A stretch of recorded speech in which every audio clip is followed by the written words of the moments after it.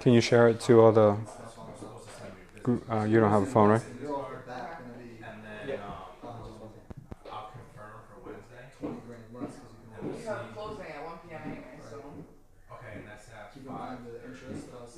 Okay.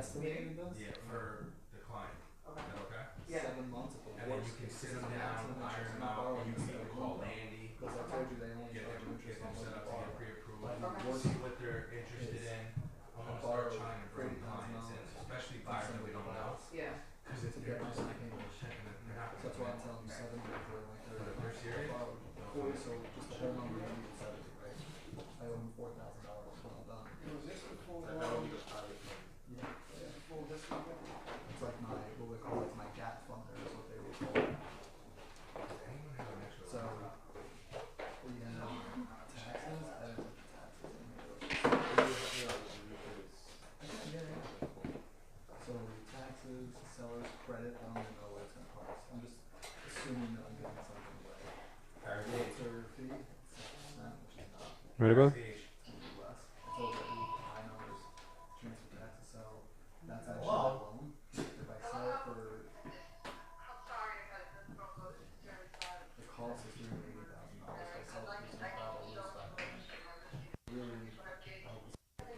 Right there? I shared it to NJ Top Producers and to my page. I mean to my profile. I don't know if you were gonna be able to share it because you didn't have a phone. Ready? All right, good. Let's do it. Everything's good? Let's get it going. Hey. Guys? Okay, we're ready. Sorry about the late start. Okay. Guys, listen up. So today we're going to cover a topic that Max wanted, and I'm glad, Max, you just made it.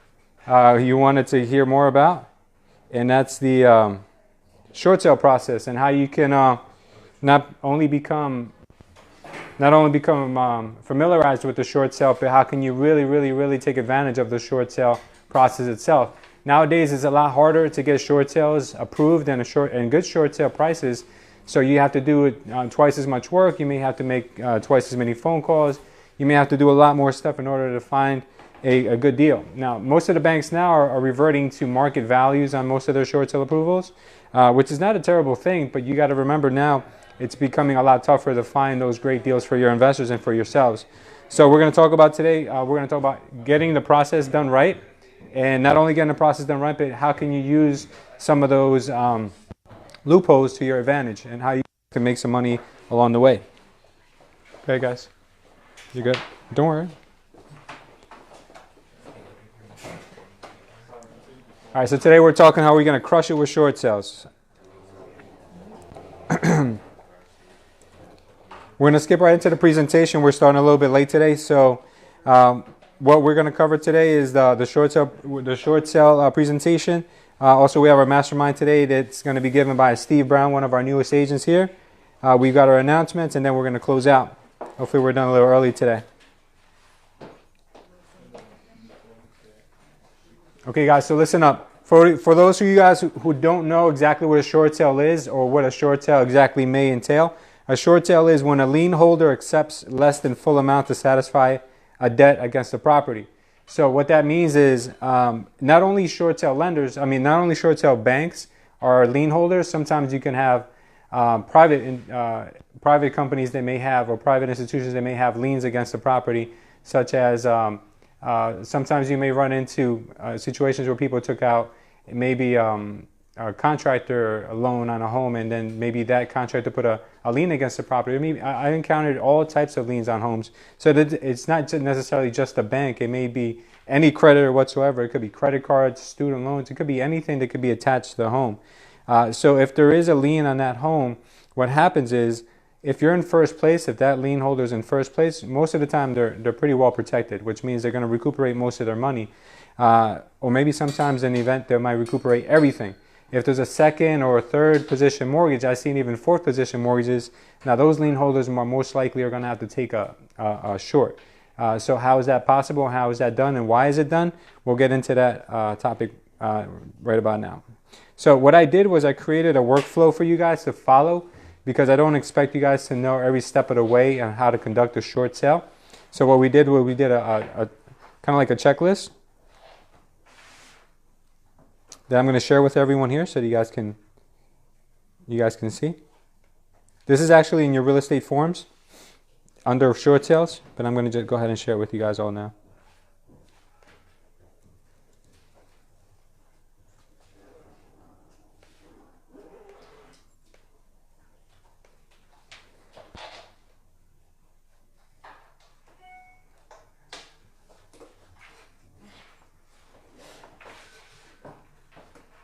Okay, everyone should have got that.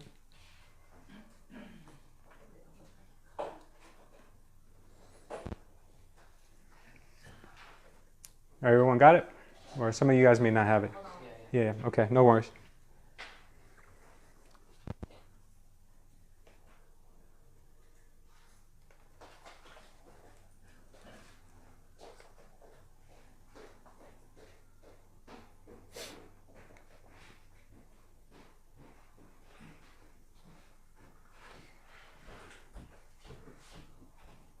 All right, so while you guys get ready, I'll start telling you guys about I guess the mixed feelings I've heard from different agents about short sales.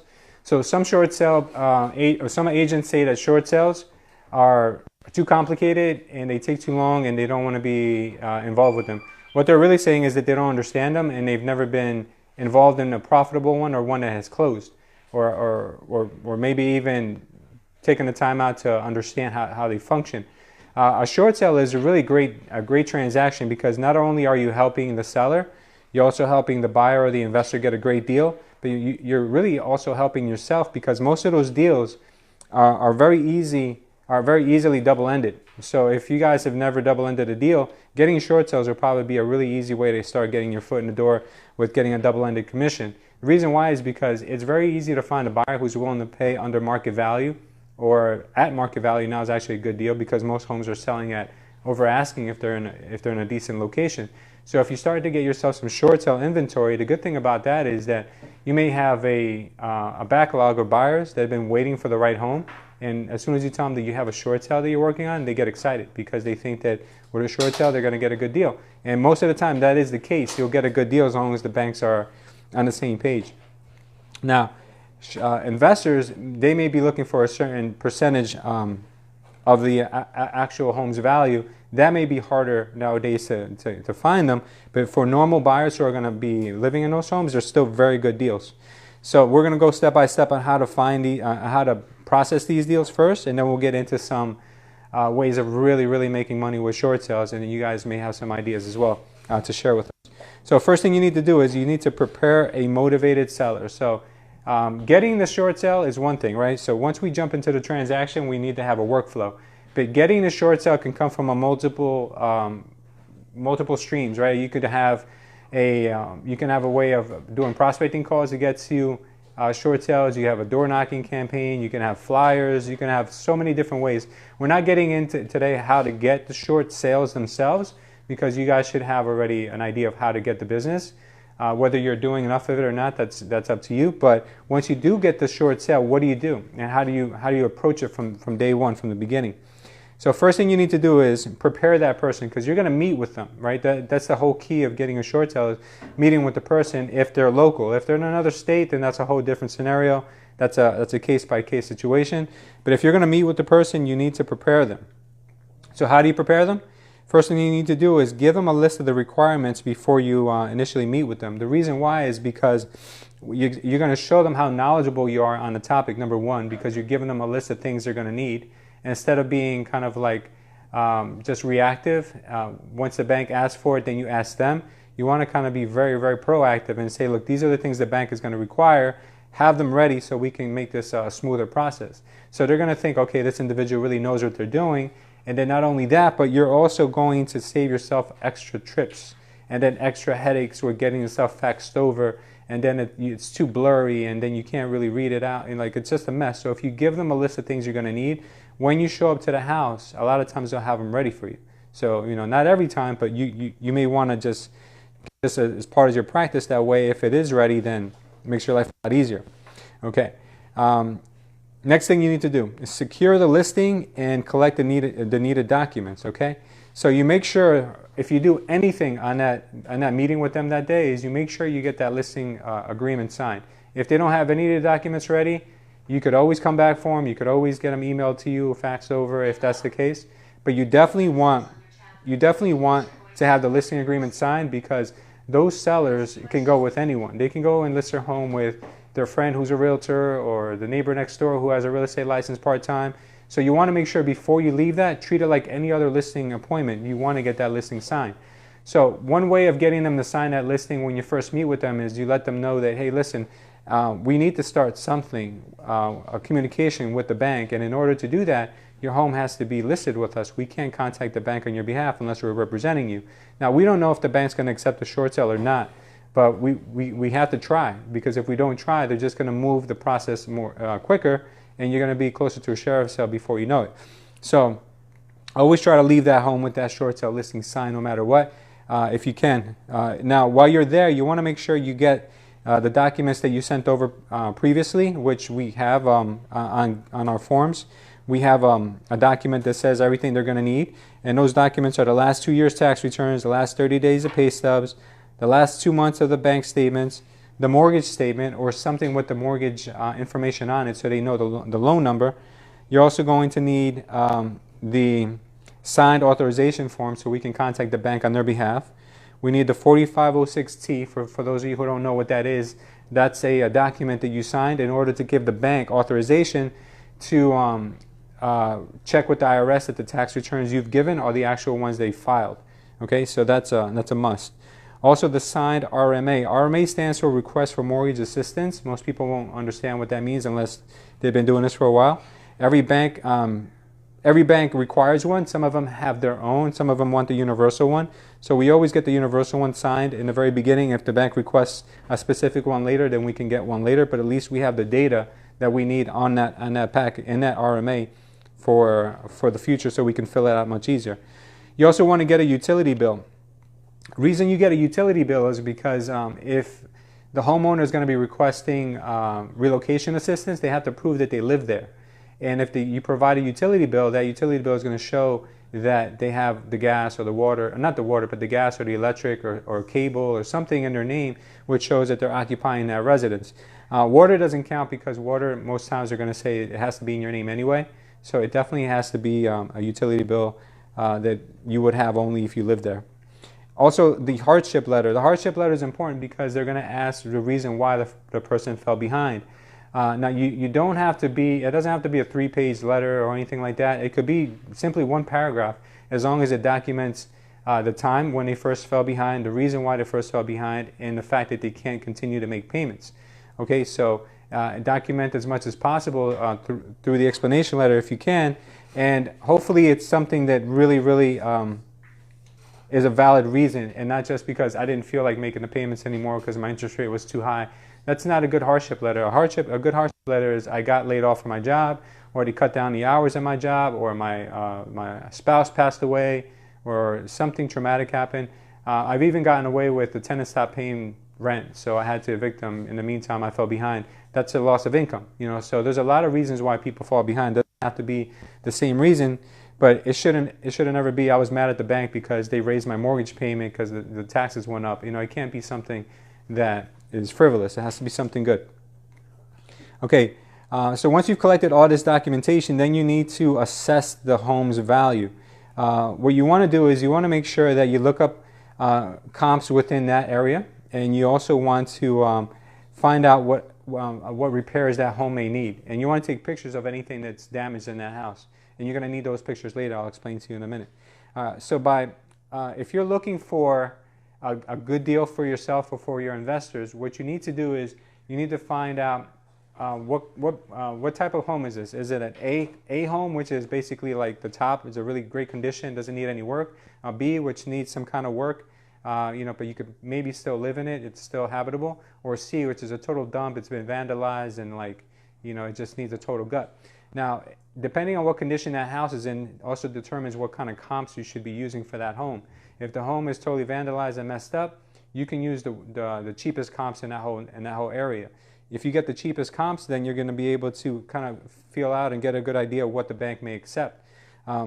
If for some reason the bank doesn't want to, how would I say, doesn't want to really accept the value that you're proposing for that home, you're going to have to put in a dispute and you're going to have to request for interior appraisal, because sometimes they don't want to do an interior. They want to just do a drive-by and just assess a as-is value, kind of like the way it may be middle of the road market value. And that's when our job really gets tough, but we can get through it and we can try to get them to do an interior. So if we have the pictures of the interior, we can show them, look, this home is really messed up. Here's the picture of a leaking roof. Here's the picture of missing hot water heaters. And here's an appraisal. Here's a home inspection showing all these things that are wrong, which is going to help you get the value that you're going to need for that home. So that's a really important process. You need to assess the home's value correctly in the beginning in order to actually make that deal work. If the home is a total, beautiful home that's just been renovated a few years ago and it just fell on hard times and you're going to need to do a short sale on it for financial reasons, you can't expect the bank to take a big hit. It's going to have to sell for market value. So this is why in the beginning we really need to make the correct assessment of that home and make sure that we're not thinking we can get $100,000 off just because it's a short sale. It doesn't always work like that. Okay, next step. You want to analyze the seller's needs and motivation. The reason why you want to do this is because you need to figure out why is the seller willing to sell this home? Because a lot of sellers, they wait to the last minute and sometimes past the last minute to do anything about their home. Now, some people figure it out that you could live in the home for a few years. There's a lot less time now that the banks are allowing, but they could live there for a few years without having to pay the mortgage. And that equates to more money in their pocket than it would for them to literally just sell the home now and maybe get a $5,000 or $10,000 relocation assistance. So some sellers will be very, how would I say, unmotivated to do anything because they feel I'd just rather just stay here and do nothing. If that's the case, then you don't want to work with those people because it's going to be a waste of your time. If they barely let you in the house and you're struggling to get any information at all out of them and they're oh, I can't find my tax returns, or it's a pain in the ass to get my pay stubs. And if you're going to need all that, then I'm probably not going to want to do it. Don't force anyone to do a short sale if the motivation's not there, because it's just going to drive you crazy and waste your time. Harry, you had a question? Yeah, me and Brenda, they gave us this, really kind of sob story. And Brenda went over at 10 o'clock at night, whipped up a contract and everything, and then we never heard from them again. Yeah. So it was just to get it adjourned at court. Yeah. And they're done with us. Sure. When they gave you that explanation, did you see that they were trying to just buy themselves time? No, honestly, they were all outside. They had a million kids, and no, they did. It was nighttime, and I live in Union, so it was right in Roselle Park. I just went right over. I had a hat on. I'm I'm sorry how I look. I just want to help you out, kind of thing. We stayed outside. She was like, thank you so much. She was very appreciative. She asked me for specific instructions on how to do it at court, kind of thing. So I gave them to her. I said, let me know tomorrow how it goes, and then and she's like, all right, yeah, then we can talk about what the next steps are. I was like, yeah, absolutely. Then I come over and do a formal listing presentation for you and do all that kind of stuff. Yeah. And then the next day, Harry reached out to her. She didn't answer, so I waited a day or two, and I texted her. And I said, hey, just checking in to see how everything went. And she said it got adjourned till, she said we have until July 31st.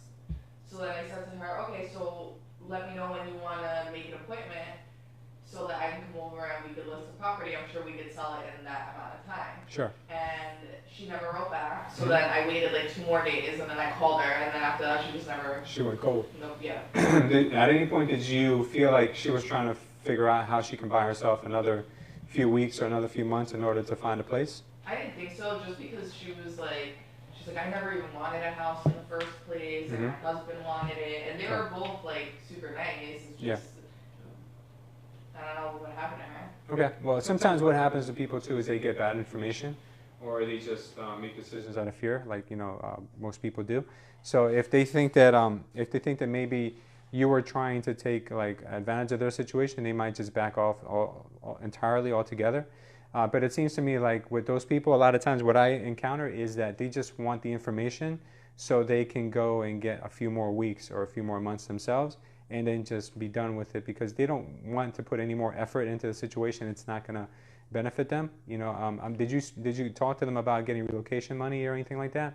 No. Yeah, because I think what at the end of the day, what really motivates most people is the fact that they can get some money out of this. Next time you go and you have a meeting with someone who's going through a short sale process like that, just let them know that the bank may pay up to $10,000 for relocation assistance. I think that would probably keep their head in the game. Probably both, right? That, hey, we can buy you a little bit more time to Yeah. put some money in your pocket. Yeah, absolutely. So why not take both as opposed to just one? She might have made a big mistake and maybe just. They didn't even like let me in the house though, so that was like Okay. weird. So it was a weird situation, right? Yeah, like we just did everything outside, which apparently I didn't care. It was 9 o'clock at night, so whatever. Yeah. Just sign in my Okay. car. Well, you did But- you did the right thing. You went out, you gave a shot, you with them, and then that's it. That's where the story ends. If they have no willingness on their side, let them go, and just move on to the next client. It's not to say that short sales are always going to be like that. Some short sales are going to be like the greatest situations ever, because you're going to help somebody in a bad situation. Triple win for everyone involved. So, just take the good with the bad. It's just like clients too. Sometimes you get regular clients who are going to be a pain in the butt, and the home is overpriced and it never sells. And then you'll get clients who are very reasonable and ask you for the value of the home and just go with whatever you say. So just take it, as a learning experience. And, next time you did the right thing though. If you would have went out of your way and, went to their house 3 more times, then I would have said you probably, put too much effort into it. But if they're not showing the willingness by calling you and staying in touch with you, then it's not a motivated seller. That's the important thing with short sales. You need the motivated ones, because it's not easy to do a short sale. They're going to have to provide documentation over and over again. They're going to ask for updated pay stubs, updated bank statements all the time. And if they're not willing to provide those things, then you can put in 30 days, 60 days worth of work, and then they just change their mind, later on. So always assess that, and don't be scared to walk away from a short sale that you feel that the sellers are wishy-washy. Okay.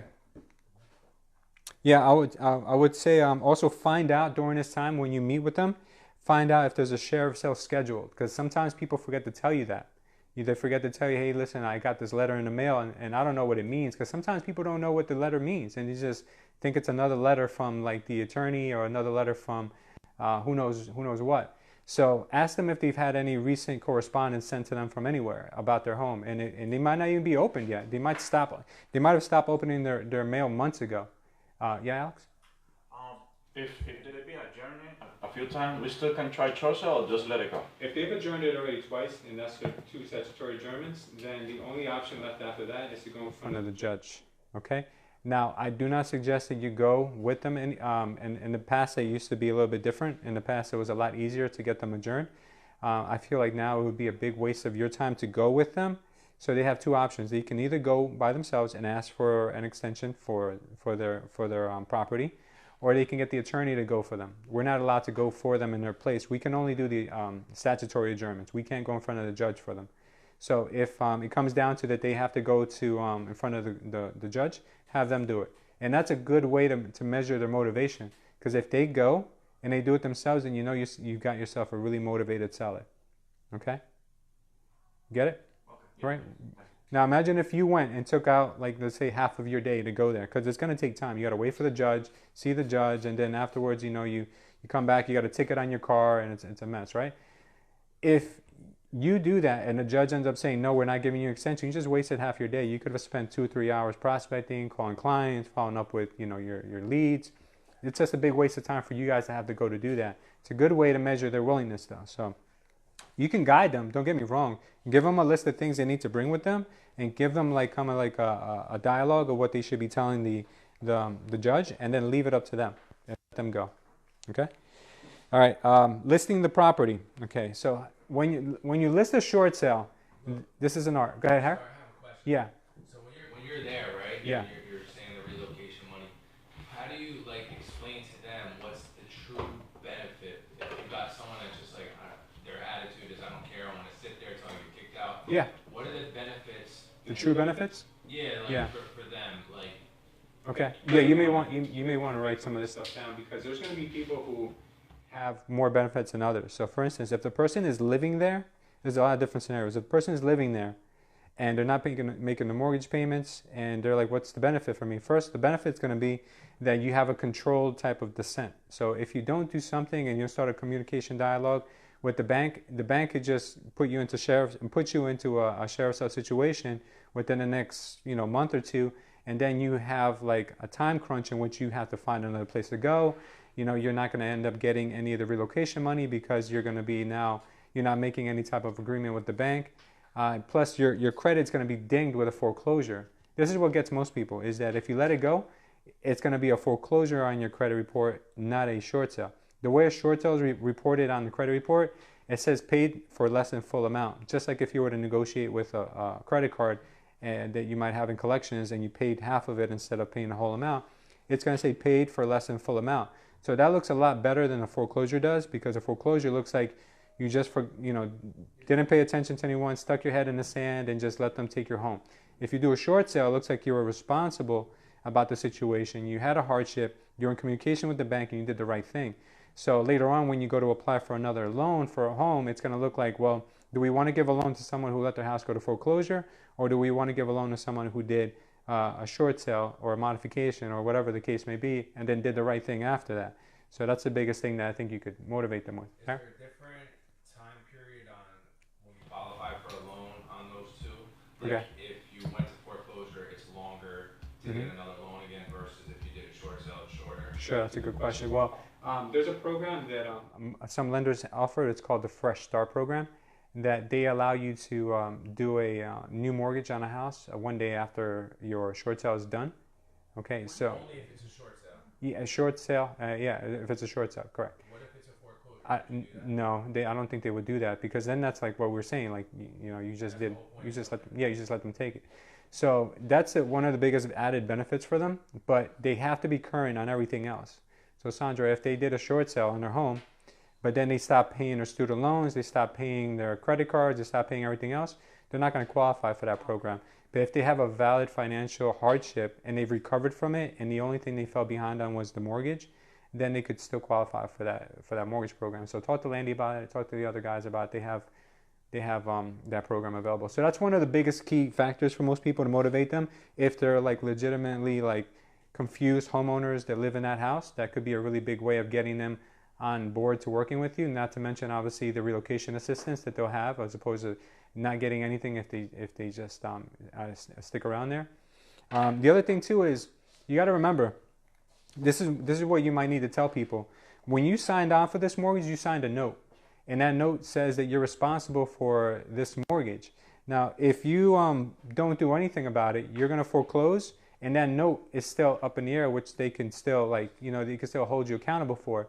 But if you do a short sale, on the short sale approval, it'll show that there is no additional money that needs to be paid off on this property. So they'll accept a $200,000 payoff on a $300,000 loan, and there will be zero needed for you to apply to this shortage. So wouldn't you rather have that in writing than not to have anything at all, and just worrying about the bank coming back after you in the future? Because that could happen. The bank could later say, well, after the closing, we want to implement our note and we want to go after you for the difference. They could send you to collections. They could do a lot of things. So you may want to get that in writing. So that's a good way to motivate people as well. Now, if they're investors and they don't live in that house and they're collecting rent every month from that place, that's going to be pretty tough to get those people to get on board with you as doing a short sale. The only way you usually get those people to come on board is if they have some kind of like alternate motivation for it. Maybe the tenants found out that they're not paying the rent. That he's not paying the mortgage, or she's not paying the mortgage, and now they're not paying the rent, and now it's just becoming an issue. Maybe they stopped paying the water, and the water got shut off in the home. So there's always going to be like a different situation. Investors are a lot more difficult to try to get them to do short sales, but it is possible. So you need to also realize who you're talking to see how you're going to motivate them. If the person left the home a long time ago, this is a weird situation too. If the person left the home a long time ago and they left it vacant, they're going to be like, well, I don't care if they foreclose on it. I don't live there anymore. I don't care what they do with the house. I'm sure some of you have heard that before. Okay, now what happens if somebody breaks into your home and they start a fire and someone gets injured? You're still liable for what happens in that home. They forget they still have the liability of whatever happens in that property. If the city comes and they start to board up the home on your behalf, you know, all those liens, they get attached to that home. So do you want to have more liens against your property that, you know, you abandoned? If they file for bankruptcy, you know, a lot of people file for bankruptcy, which means that that information is no longer getting reported on their credit report. They really don't have that much motivation when you tell them, hey, listen, you're going to get a foreclosure on your credit as opposed to a short sale. That case is not so with them, because once you file bankruptcy, it's not allowed for the bank to report that information anymore on their credit. So what you're going to have to tell those people is basically, like, do you want to close this chapter in your life? It's still out there, even though you don't owe any of the money and it's not being reported to your credit anymore. It's still in your name. You know, it's still a liability that's out there. You didn't, you know, wash your hands of the home. You wash your hands of the debt. That home is still illegally in your name, and you can sell it if you like. Now, some of these homeowners may not have that much motivation when it comes to selling at that point, because they're like, really, like, there's really nothing in it for them. So what I've found that has worked with some homeowners that no longer live there is maybe they left behind like some valuable articles in the house. Maybe they left behind, you know, the landscaping equipment. Maybe they left behind a pool table. Maybe they left behind a lot of stuff that could still have like further use. What you could do to motivate those people is just letting them know, hey, listen, if I find an investor or a buyer that's willing to pay you for all this stuff that you had in the house for your personal articles, would you be willing to sell the home at that point? So that may breed some motivation for them too. So maybe you do a bill of sale separate for the personal items than you would the home, and you know, at the same time, that might, you know, trigger their interest, because who's going to walk away from, you know, a couple $1,000s that they weren't going to get, you know, otherwise? And you know, they're not going to want to probably spend the money to clean that house out, or to do an eBay sale, or to move the stuff into the new place, because they may not have the room for it. So there's always a creative way for you guys to try to get them on board, if you can find one. Okay, and we're moving on to listing the property. All right, well, when you list the property, there's a trick to this, okay? Depending on what type of property this is, and depending on if you have a potential buyer for this or not, you're going to need to be pretty creative, because the rule is you need to list the property. Like, there's no two ways about that. It has to be listed. Okay, how much you list it for is really up to the seller of the home, and also your recommendation, obviously, of what you should list it for. Now, if you list a home extremely low and the house is in good condition, you're going to be driven insane. There's going to be so many agents that are going to call you. Even if you do the right thing, the agents are going to say that you're doing something shady, and they're going to try to report you and all this stuff. So it's a nightmare when it comes to short sales, okay? So what you want to do is you always want to make sure that you price these homes at market value or above market value. The reason why is so you can kind of like mitigate the interest in the property, okay? Now, you're not doing anything wrong, because you're trying to get as much money for that home as possible for the bank, because the bank is trying to recuperate as much money as they can. Now, if you get limited interest in that home, that's okay, because it doesn't mean that an offer can't come in for less than what you listed it for. Just because you listed it for $300,000 doesn't mean that it's not acceptable to present a $200,000 offer to your seller. It just means that you're putting it on the market at a price where not everyone is going to lose their head if they don't get it, okay?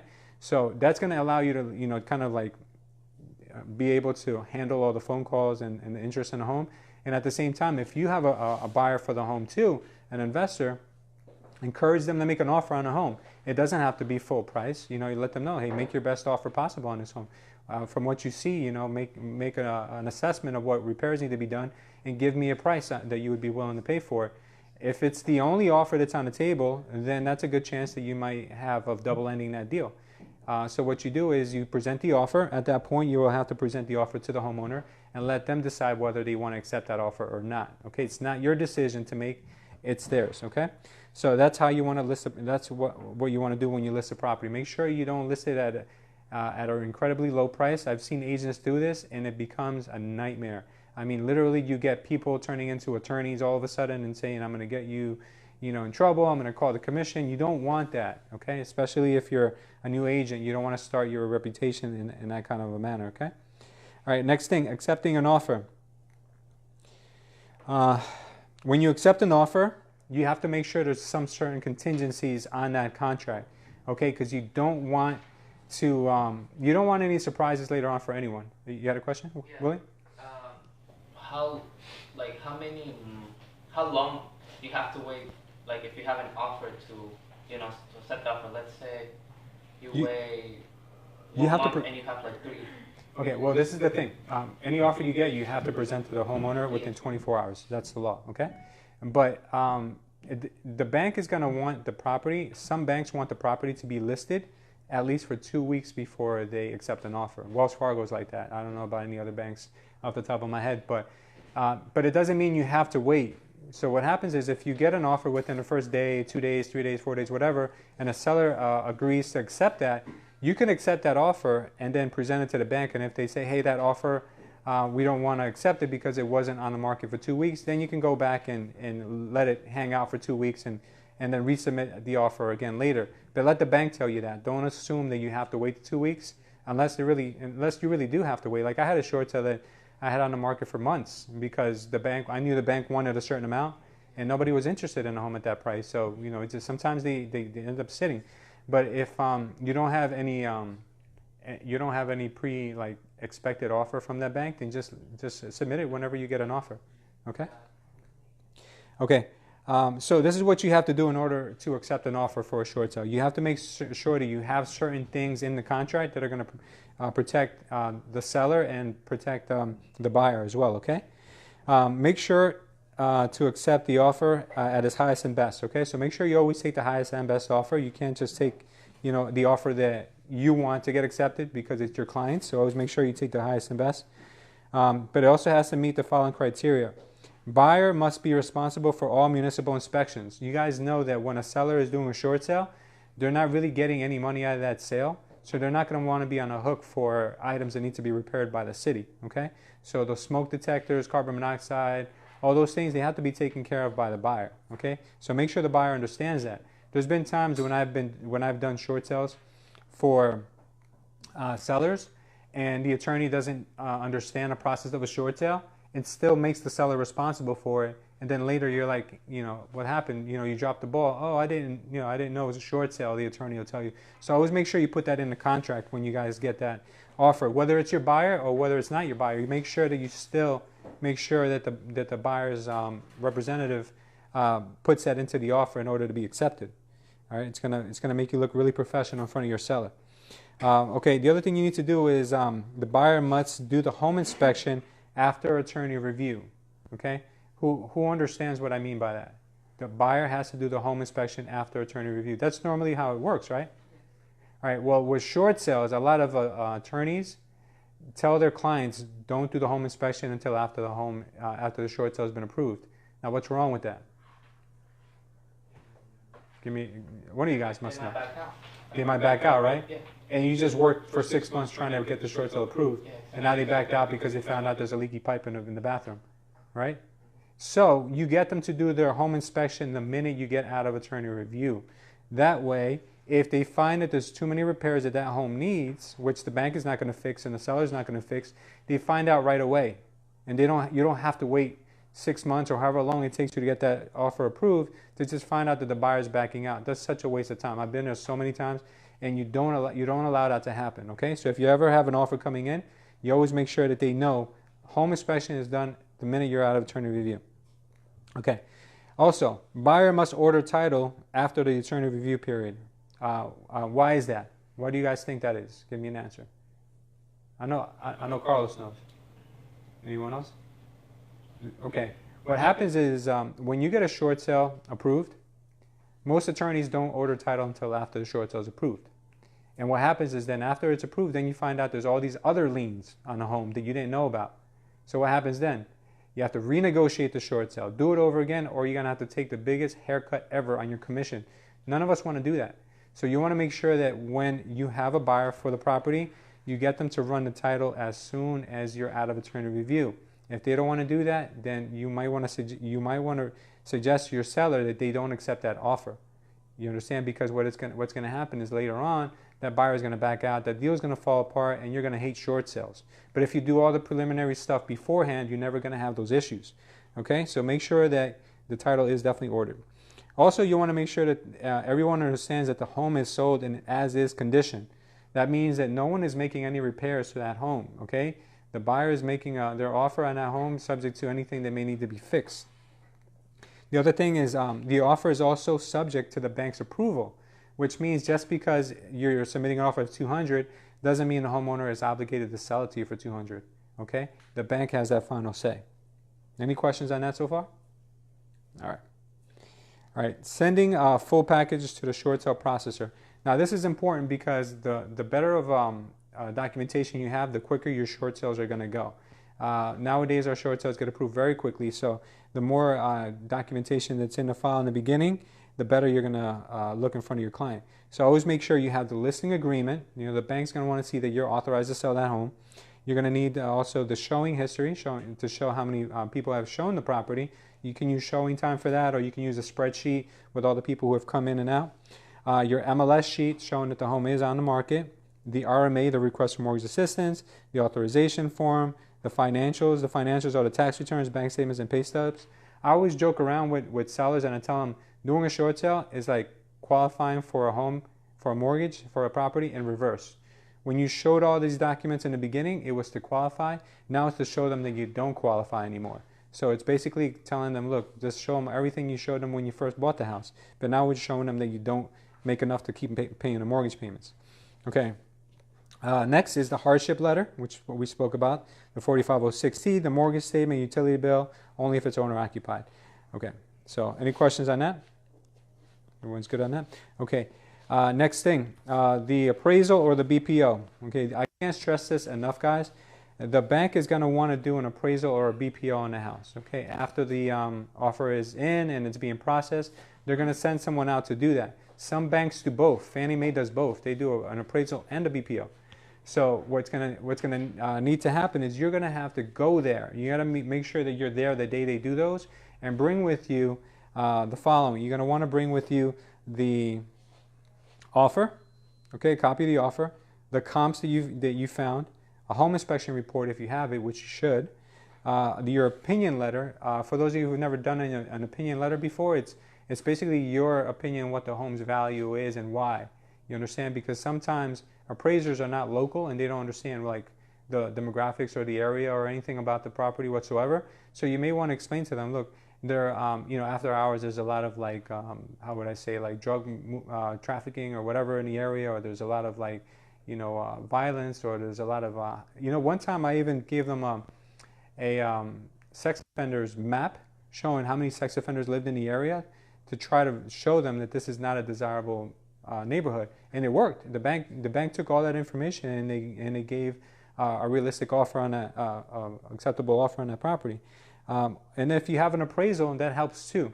I've had short sales that have been approved for a certain amount, and then I show them the appraisal that was done by the actual buyer's lender, and they've brought it down to match that appraisal. So it works. So you guys have to always use what you have.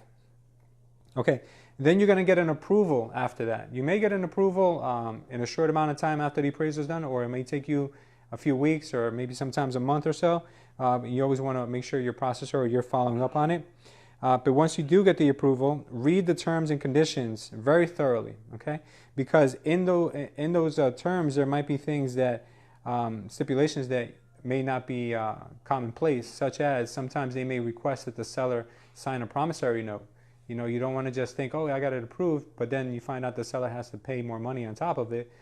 They may only approve a certain price. You guys thought you were going to get approved for 200, they might approve it for 300.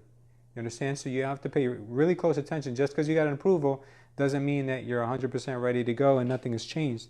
Lastly, the most important thing on that short sale approval besides the price is going to be the closing date, right? So with the closing date is very, very crucial, very important, because what happens is that a lot of people don't understand how important it is to meet those deadlines.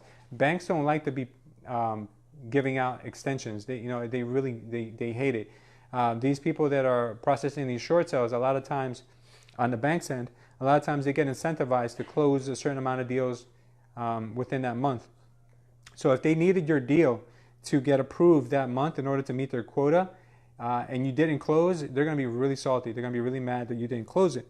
Now, if it's for a stupid reason, they may not even give you an extension. But if it's for a valid reason, a really good reason, they may give you another extension. So you don't want to push your luck with this. So what you want to do is you always want to add reminders for everybody involved in the short sale process 2 weeks out, 1 week out, and 3 days out to make sure that everyone knows, hey guys, this deadline is looming. Let's go ahead and move this thing along, because even though you did your job up to that point and everything's done, now you got to get everyone else to drop what they're doing because they're busy to make sure they meet the criteria, meet the time crunch as well. Okay. Next thing is you're going to have to make sure that the buyer now, on the buyer's end, gets their mortgage appraisal. Okay, you may be dealing with a investor who's getting a hard money loan, or you may be dealing with a regular buyer who's getting a traditional mortgage. Okay, but make sure that appraisal is scheduled, and make sure that the buyer's lender schedules that appraisal the minute that the short sale is approved. Okay, so that's something that you can't overlook. Additional deposits. Now most agents and most attorneys will request a second deposit after the short sale is approved, not after attorney review. Okay, does that make sense? Right, because there's really, we don't really know if the bank's going to accept it or not. So once you get that approval, make sure that whoever's in charge of it doesn't forget to collect that second deposit. All right, that could be the buyer's attorney, seller's attorney, you guys, or the other agent. Just make sure that that's been collected. Now you want to follow up after that. You want to follow up with a mortgage commitment.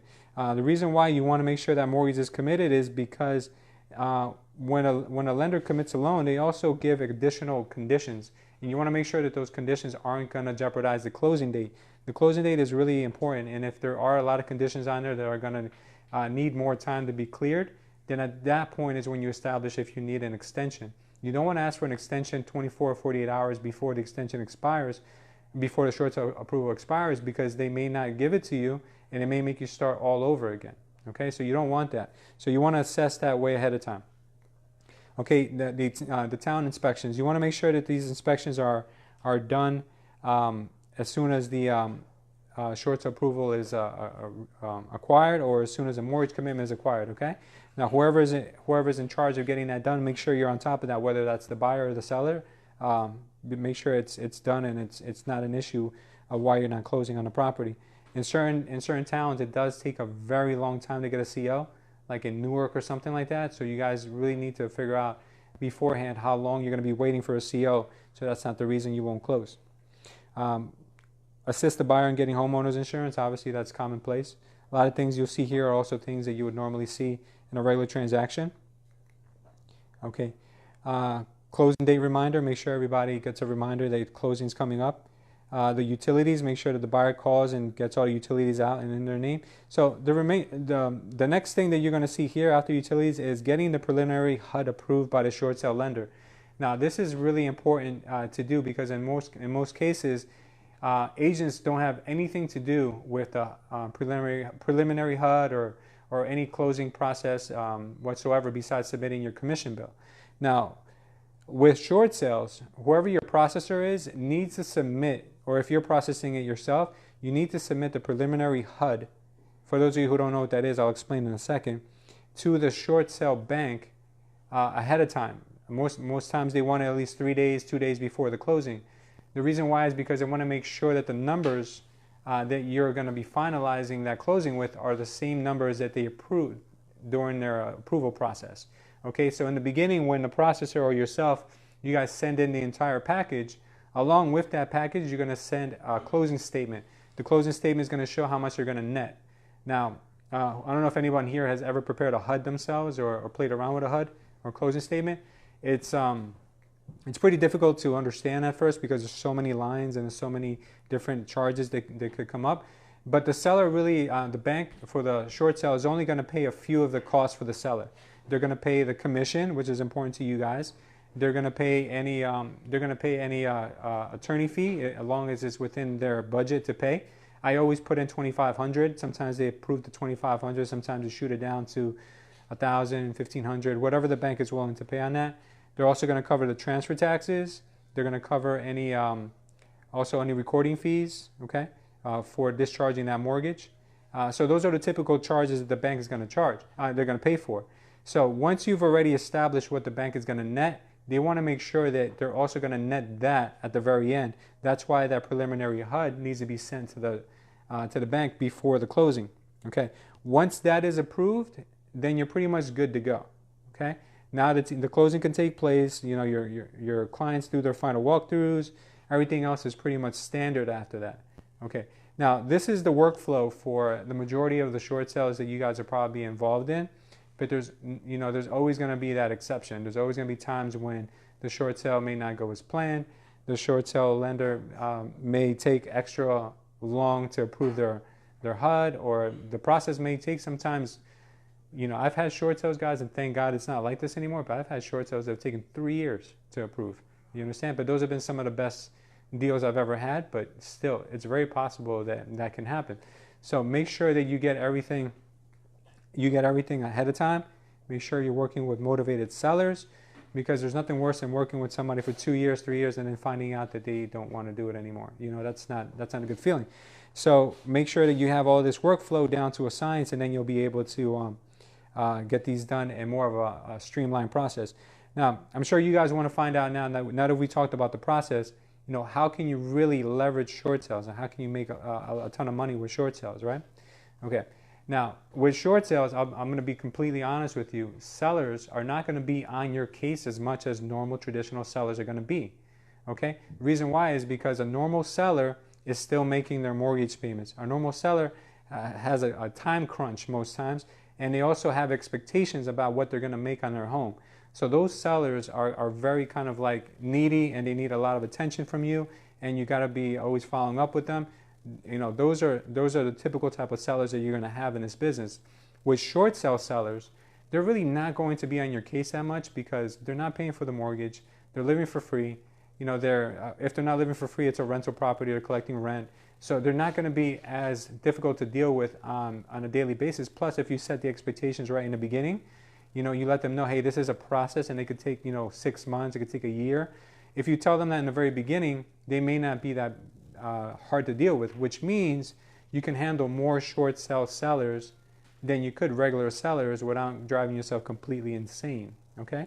And especially if you have a short sale processor, all you're responsible for doing is initiating that transaction, giving it to your short sale processor, letting them run with it from there, and then all you have to do is wait for that to get approved and go out and get the next one. So at any given point, you guys can have 100 short sales going, and it won't even feel like you're overwhelmed. I'm telling you from experience that it's not that difficult. Now, the great thing about short sales is that they may take a long time sometimes to approve, but once that revolving door of short sales starts coming along, okay, it's closing after closing after closing after closing, because you've put in so much work in the beginning that now they're all coming around.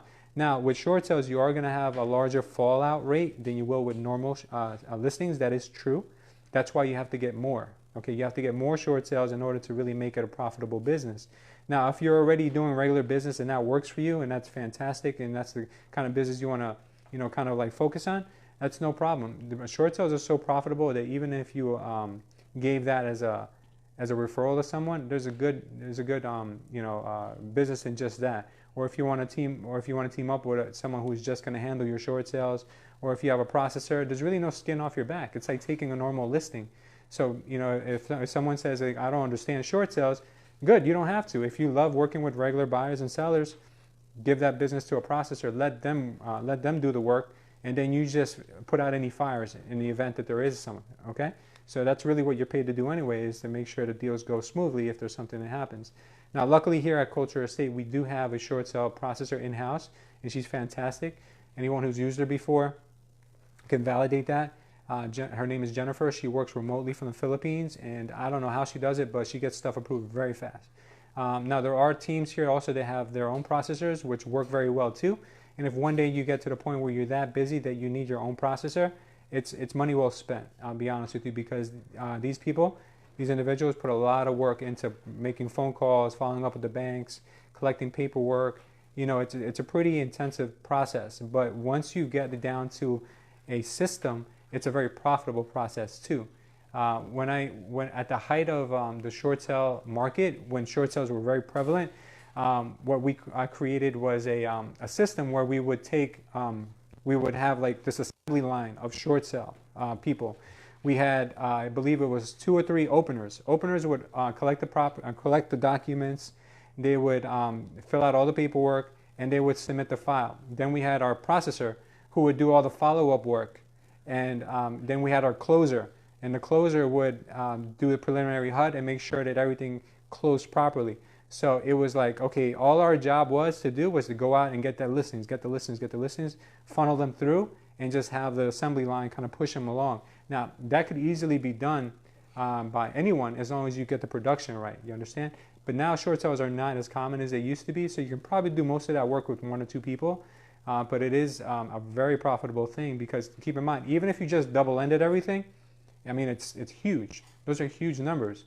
And banks are not beating you up on commission. The least I see banks pay is like 5%. You know, so you're getting most 6% on everything. And on top of that, if it's an investment property that you guys can somehow get yourselves associated with, or you can, you know, have some kind of a system with someone in the office where, you know, they give you short sales, you give them short sales, and you guys feed each other. And this could be a really good way of making money. Now, the best deals I've ever gotten in my life have been short sales. And, you know, I do a lot of sheriff sale deals too, but short sales, if you can wait and you're in the business long enough, and, you know, they'll come around. You can't literally build a business on just short sales if you're an investor because you need more consistency, okay? But they are those nice cherries on top when you do hit. You understand? So that's why you got to have a mixed bag. You got to have the sheriff sales, the short sales. You got to have, you know, the estate sales, tax sales. You got to have all these things in your bag because when they hit, that's going to be good for you. You understand? So just make sure that you don't walk away from short sales and actually you start to look for them, because if you do carve out a little niche for them, you guys can make a tremendous amount of money. I mean, like, you guys can create a portfolio of properties in no time at all.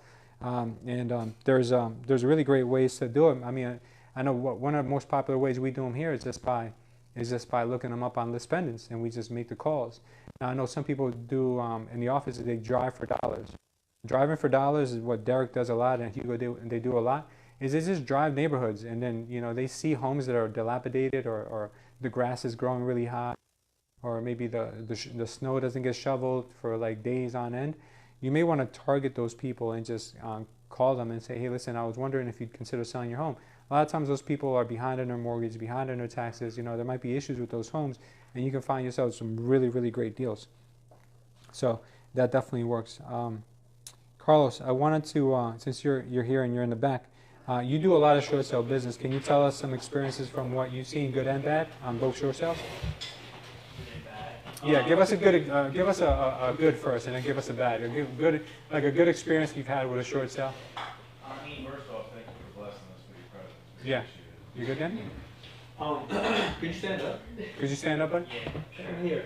Well, I do a lot of short sales. Mhm. I love doing short sales because, like Louis said, you can double end pretty much all short sales because you'll have everyone calling you, every buyer and investor out there Yeah. calling you. You can also get a lot of leads that way, a lot of investors and stuff like that. And like Louis said, if you have the opportunity to like partner up to try to buy it, or, you know, have an investor, you know, partner up with them to try to buy it, like you said, you would buy and hold them. That's a good opportunity there, and that's, you know, Louis is saying, you can make a lot of money that way. I've had, you know, I actually just closed on a short sale last Friday, that I was able to buy, and I'm planning on holding it. Good. So that's, But I closed on Friday? yeah. Oh, nice, bro. Congrats. Yeah, thank you. So yeah, I mean, the bad is, like Louis said, you need a lot of them, because if you try to just rely on business just on short sales, it's great, but a lot of them die, you know? Yep. Doesn't get approved, not enough time. Sheriff sales. Oh. Yeah, price too high, whatever the case may be, but when they do close, it's definitely rewarding, you know? Yeah, But, it is. Yeah, Yeah. what you're going to see a lot, you can stay standing for a second. What you're going to see a lot nowadays is that you're going to see a lot of properties go to sheriff sale. It's more prominent now than ever. Like, how many of your deals have gone to sheriff sale? Almost everything, right? So you got to be almost like an attorney in a sense now, and telling people what to do to adjourn them and what to say, and you know, it's difficult, but it's part of the business now. You know, it's evolving, and banks are moving a lot quicker than they used to. Do you see that? Do you see that with most of your deals now, that you got to move really quick? yeah, they're very time sensitive, at least the ones I deal with. I deal a lot with that are already going to auction. So I think some banks need 37 days, some need 45 days, 60 days, really depends on the bank. Sometimes we don't have that time, so I'll go to the court, try to adjourn it, take the homeowner to the front of the judge, try to get it adjourned. Yeah. there's a lot of like moving parts, but it could be rewarding. And if you can't, you know, purchase or whatever, you can double end them easily, like without a problem. Yeah, that's usually the case. And the homeowners aren't on top of you as like regular homeowners would be. You know, they appreciate you're helping them out, you know. Sure. Because they're going through like hardship, so they appreciate it a lot. Yeah. You know. Now, how do you procure your short sales? You do a lot of prospecting calls and driving? Yeah, Door a lot of knocking? calling. I do a little bit of driving and mailers, well, calling. And if you're not calling, then Yeah. that's where the business is calling. Good. Awesome. Thank you, Carlos. Yeah. Any of you guys have a question on what we covered, or have any suggestions on the ways that you've seen short sales done before? I know everyone has kind of like their take on it, but to be honest with you, there's not going to be two short sales that will be the same, because there's different lenders, there's different sellers, there's different everything, and then there's a lot of things that you're going to encounter that you're going to be like, wow, I never heard about this before, I don't understand that. You know, one of the toughest things are going to be with properties that are occupied and the tenants don't want to let you in. Like, that's a problem. Like, if you can't get in, you might as well not even do that short sale, because they're not going to get in to do the appraisal. Then you're not going to get that approved. So I've encountered a lot of times where the seller's motivated, but the tenants aren't. You know, the tenants are like, I'm not letting anyone in my house. So in that case, if the seller is really willing to do that transaction, you're going to have to help them do an eviction on the home, because if they're not granting access to the homeowner, they're breaking their lease. You understand? Or at that point, they may not even be paying their rent. I've seen cases where homeowners have squatters living in the house, so they don't even know who the hell they are. Like you got to deal with so many different elements in that business. But at the end of the day, sometimes you win some, sometimes you lose. But when you win big. So, you know, we've had houses that we've gotten approved with over $100,000 worth of equity in them. You know, it's common. You know, but you know, it takes time, and it takes a lot of prospecting, a lot of phone calls. I mean, you know, everything. So, good stuff. Now, as far as getting these short sales closed, they're not any different than any other transaction. Once the short sale letter is issued, it's a regular transaction from there. Okay. Now we have this workflow for you guys to kind of stay on track with what needs to be done.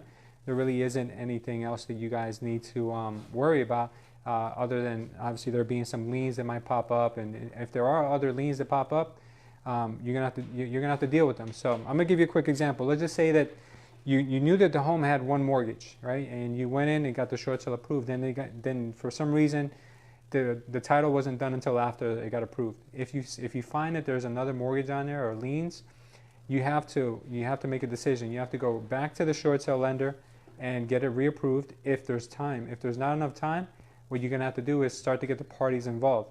The buyer is allowed to bring in more money to close that transaction. Okay, so if it's a good deal the buyer is getting, make sure that they cover that extra fee if the bank's not going to. You know, a lot of times if it's Fannie Mae, they don't want to pay these extra fees. If there's unpaid taxes, they're going to say, tough luck. You know, we're going to foreclose on the property. So everyone has to get involved, and sometimes including the real estate agents. So that's why I'd say it's very important to get all this data crunched before you submit for a short sale. Okay. Anyone else on what we covered? So who's ready to take some short sales? No one? Okay. Good. All right. So I think we're just about, yeah. So so now what we're gonna do is we're gonna give the stage to my man Steve Brown. He's one of our newest agents.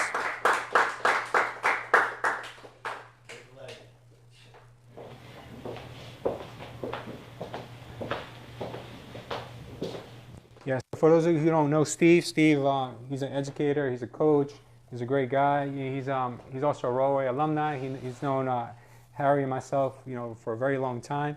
So when we found out that he was ready to make the move to become a real estate agent with us, we're very excited. So Steve, without any further ado, dude, it's all yours.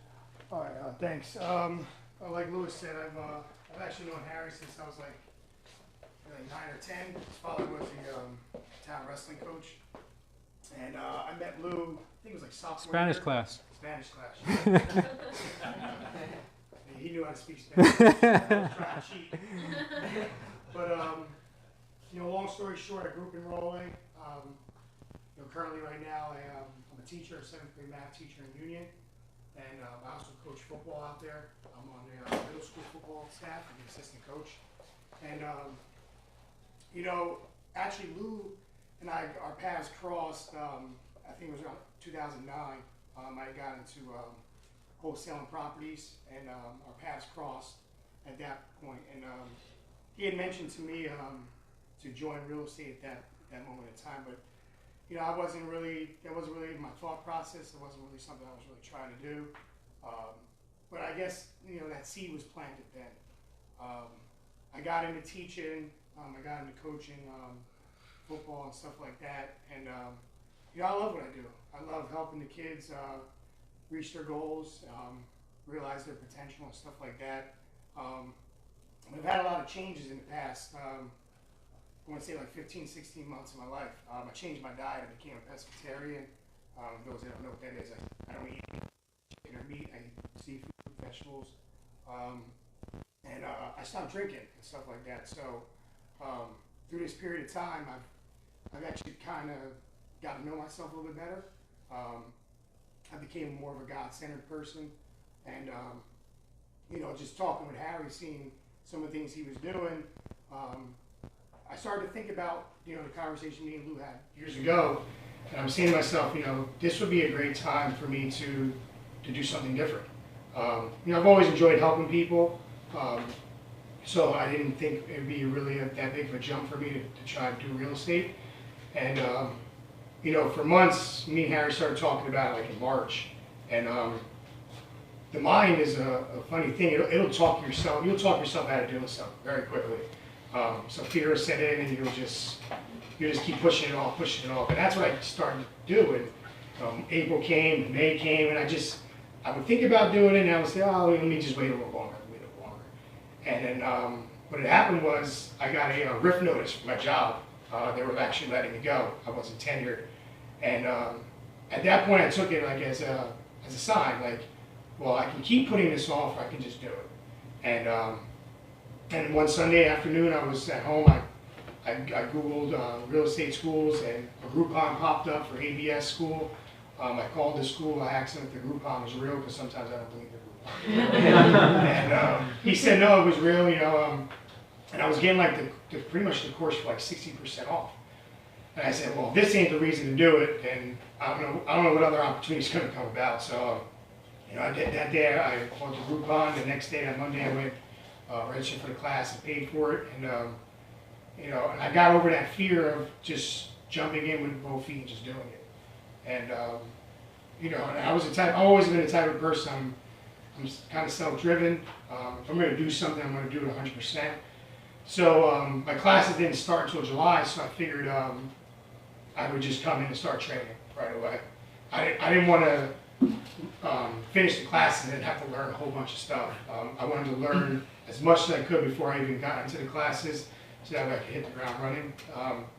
And that's what I did. I took the suggestions from Harry to train with Tom. He's awesome. And what's funny is that he was a teacher and a coach too, just like I was. So like that kind of like eased some of the uncertainty about what I was doing.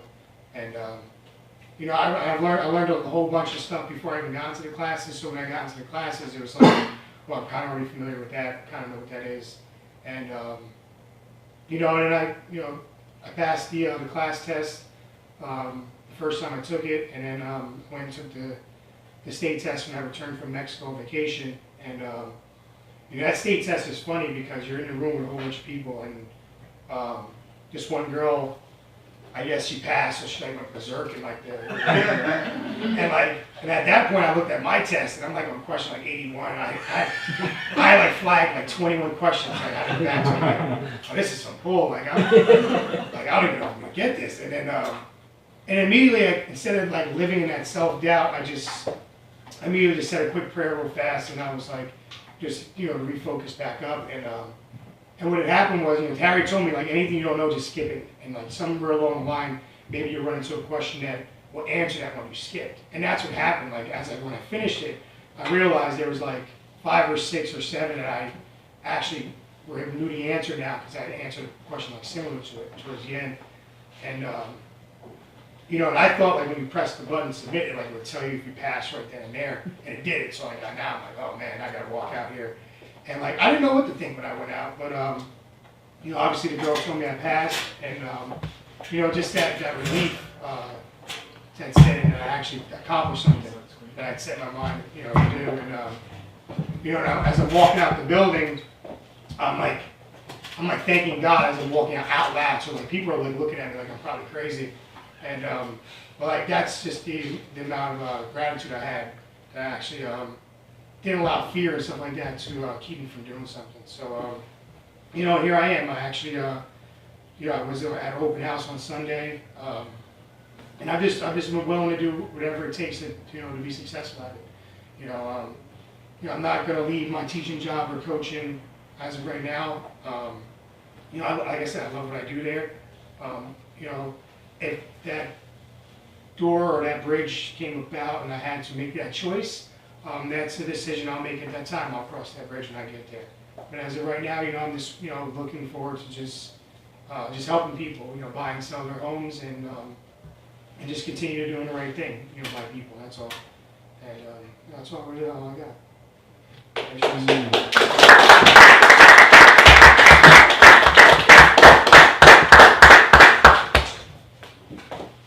Good, no questions, great. First, was that girl still in the parking lot, dancing around when you were done? Were you able to celebrate with her a little bit? No, she wasn't out there. I have no idea who that was. So you said that you got that riff right? Good. So does that, I guess, that has a little bit to do, right? What did that mean to you? I mean, did you lose your job, or they were saying we're going to? The district was going through like a deficit, I guess, or budget cuts. And because I was non-tenured, what had happened was they let every non-tenured teacher go. So it wasn't just me, it was every single non-tenured teacher. It was like over 200 non-tenured teachers they let go. But that feeling I had that like my quote-unquote livelihood was in someone else's hands, that wasn't a great feeling at all. And it pains the pusher. That pain I felt and disappointment pushed me to do something about it. And our principal reassured me that I wasn't gonna lose my job. My kids do quite well on the state test. I actually had the highest student growth in the whole district. So like my work had spoke for itself per se, but even just that uncertainty, I didn't want to take that chance. And I actually got a contract given to me like the last week of school in June, and I accepted it. I took it, and and my principal is actually a real estate agent on the side too. And I just recently introduced him to Lou and stuff like that. So, he was very supportive. Like he knew what I was going to do on the side. He encouraged me to do it. He encouraged me to go and get the real estate license because he didn't want to. He's always been. He's very supportive in that aspect. Whether it's teaching, personal things or whatever the case may be. So, it was good to. I'm grateful I went through that experience, and I'm grateful it actually worked out, went the other way for me. But yeah, that was actually the turning point right there for me, for sure. Are you part of a teachers union? Yes, absolutely, yeah. I mean, I don't agree with all the aspects how they go about doing certain things, but yeah, I am part of the teachers union. But really, it really doesn't do anything for you until you're tenured. Right. You're kind of limited on what they can actually do for you. But I won't get tenure until I get a contract for next school year, which is the 2019-2020 school year. So, but tenure's never been important to me. I taught Jersey City my first year. I taught North the following year. Union's actually the longest I've ever been in one place. And teaching is actually the longest I've ever been in one career my entire life. I've never been afraid to really start over and do something, to try something different. So, but yeah. Would tenure ensure a pension after? Yeah. I mean, I have a pension now. There's money in there and stuff like that. Right. But tenure's never been important to me, only because like, if I don't believe in the vision of the administration they have for the school. If I feel like I can't contribute anything to help the school be better, then I have to move on to a different situation. I have to feel like I'm making a difference. If I don't feel like I'm making a difference in that school, then I quickly understand that school is not the right place for me. And that was the case when I was in Jersey City, and unfortunately that was the case when I was in Newark. I mean, I loved Newark, I loved Jersey City. I bumped heads with what the administration thought was important for the kids. Because I'll always do I think is the right thing to do for the kids.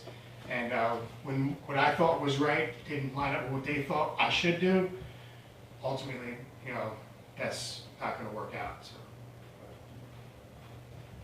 I have more of a statement. My husband was a school teacher in Newark. He just retired in June. And he retired early because of the same reasons you said, because it just didn't line up. He felt that the system was just too corrupt. Yeah, it's just, unfortunately, you know, that's one of the natures of, you know, that's any industry, but, you know, it's very prevalent in education.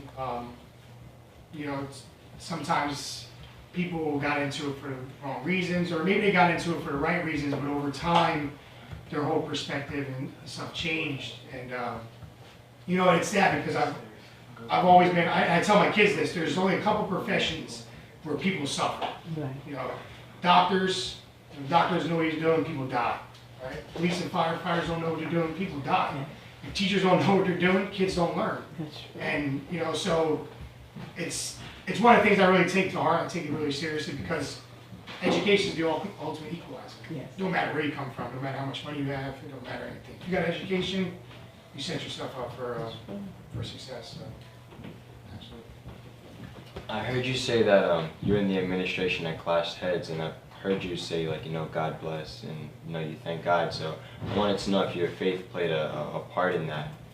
You know, early, you know, back then I wasn't as spiritual and God-centered as I am now.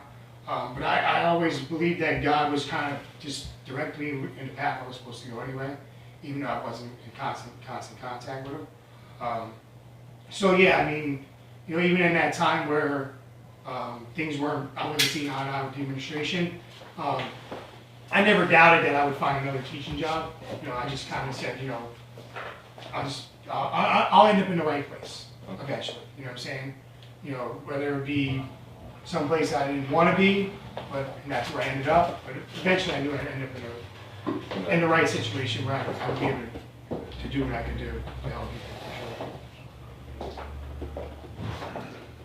What about starting a family, Bob? He's practicing a lot. I've been feeling that. I've been feeling that. A little bit of that pressure from my girlfriend. We've been it'd be 7 years in October. Oh, nice. We've been together, and it's about time I make an honest woman out of her. Yeah. And then, you know, the conversations that popped up about having kids and stuff like that. So. Yeah, you love kids so much. You teach and you Yeah. coach. And So it's weird when people ask me, "Would you have kids here?" And I say no. He likes to give them back at the end of the day. Absolutely. That's a smart move. It's very smart, yeah. But yeah, you know, it's the thoughts have come, you know, so it's part of the equation.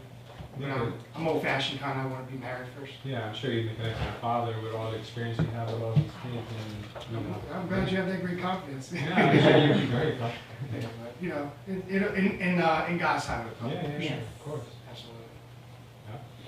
You never really touched on why or how you became a teacher.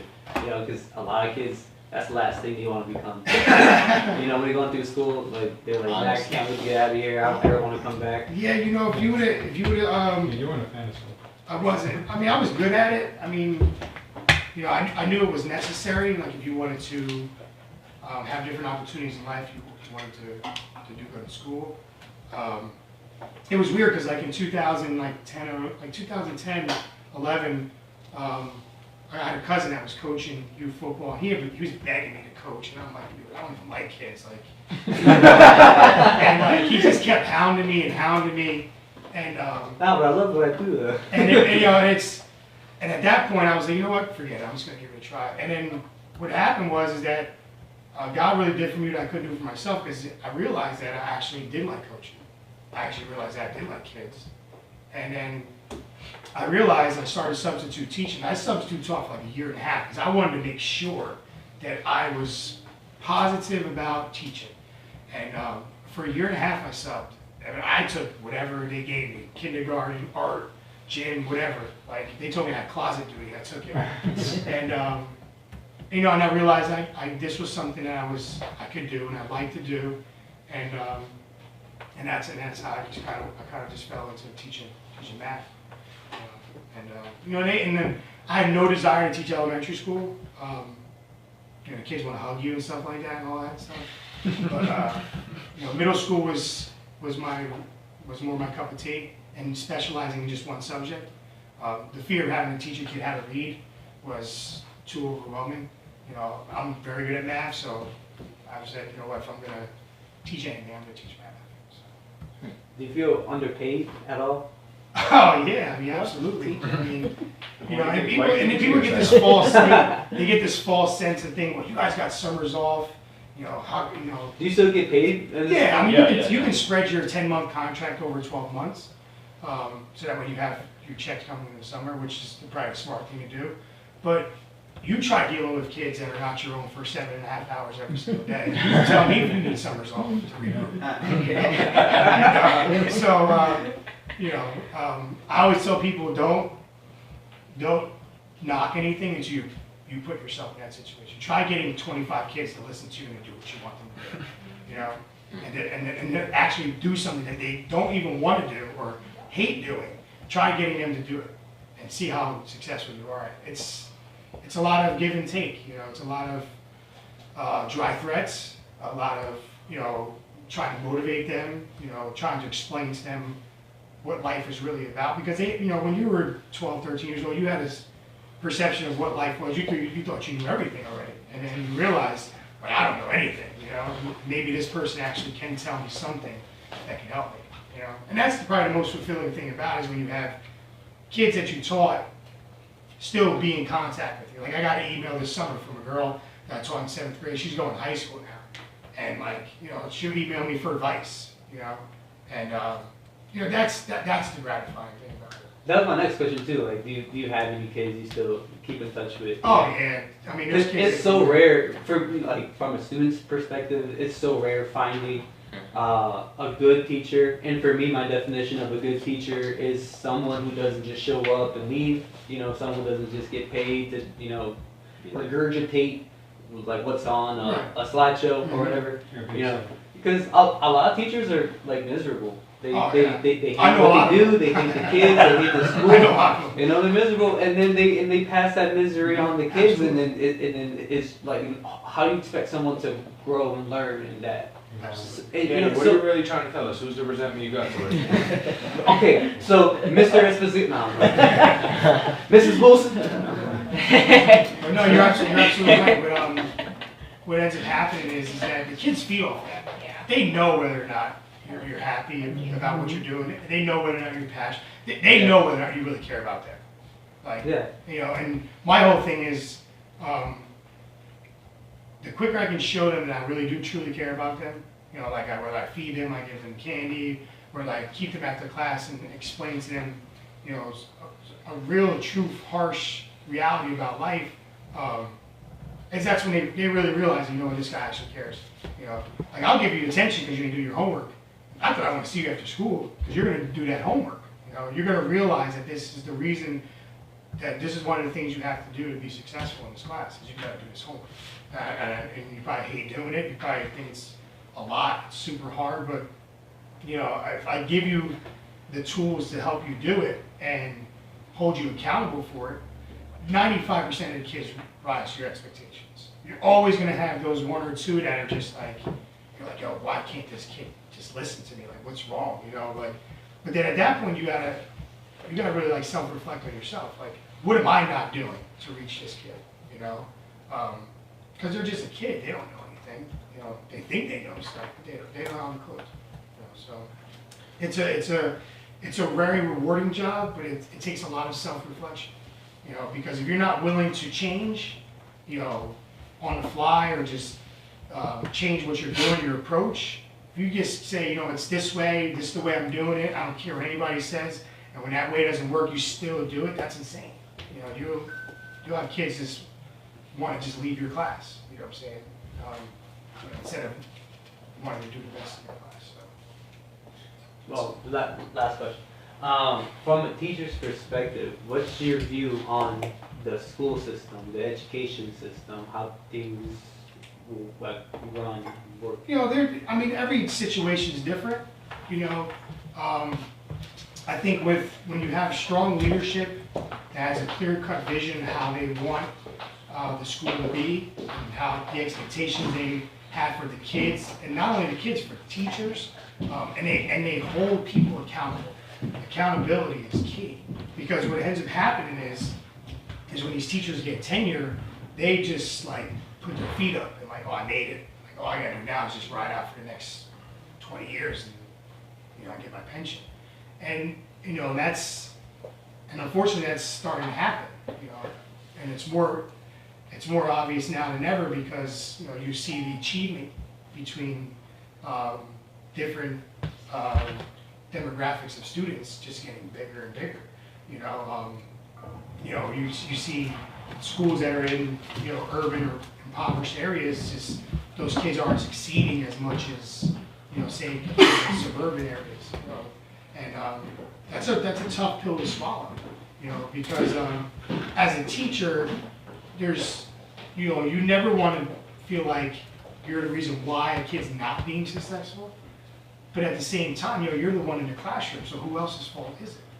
You know, you have to be humble enough to understand, like, I'm not doing what I'm supposed to be doing, or I can do something better, or I can do it differently. And if you're not humble enough to take ideas and suggestions and try stuff different, and then you're just going to do what you've always known to do, whether it works or not, and then that turns into not really, you know, getting any results and stuff like that. And kids feel that, you know what I'm saying? When they go to the next class, the next grade, they feel like, oh man, my previous year's teacher did me an injustice. Like, they didn't show me that. Like, kids realize, like, oh man, that teacher was bad. Like, I had a bad teacher, you know, and that's, you know, as a kid, to realize that at a young age, like, you know, a lot of us probably didn't realize we had a bad teacher until, like, we got to high school. Like, maybe we got out of high school and went to college, like, oh crap, I'm not really prepared for this.